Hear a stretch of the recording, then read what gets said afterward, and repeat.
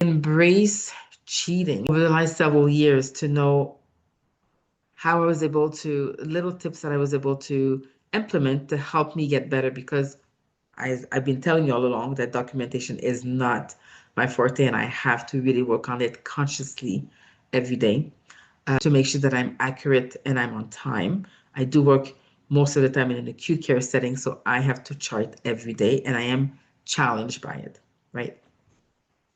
So as soon as you have templates, as soon as you have clinical setting specific forms, use them, because it means that the organization, the setting has thought about a lot of different things that you don't have to think about just by following the format of their templates or their forms. So at the end, I realize that when I start my note at the end, I start with the clinical impressions and recommendations. But sometimes when you start from the bottom and you write right away the clinical impressions and right away the recommendations, and you go back to the data, you start to see what is justifying the clinical impression and the recommendations, and you don't need to talk about all the little fluff.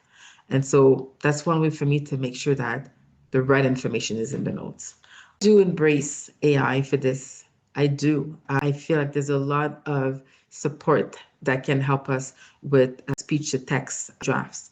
It's sent to my email, and then later on I can use this as the core, without losing the details, as the core of my notes when I can set down.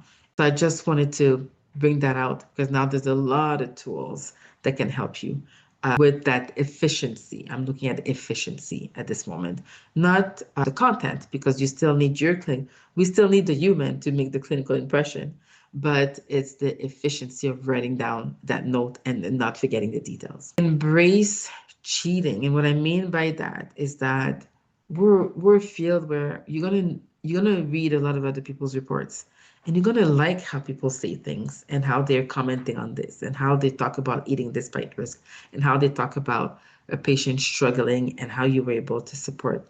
Talk about family dynamics. Talk about, it's so interesting to read so many notes and then realize, I like how she said that. Copy and paste, keep it, because you'll be able to use these type of little snippets later on in other assessments.